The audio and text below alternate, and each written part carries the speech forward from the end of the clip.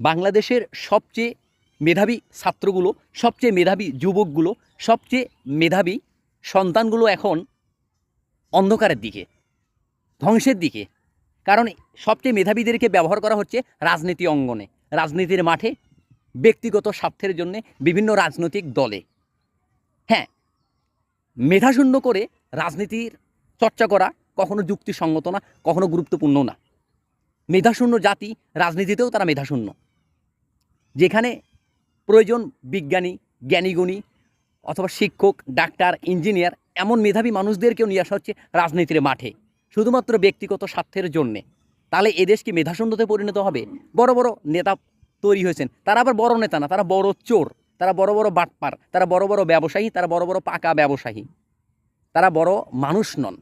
রাজনীতি ভালো, কিন্তু সেখানে ভালো মানুষের প্রয়োজন, এমন বড় বড় চিটারদের নয়।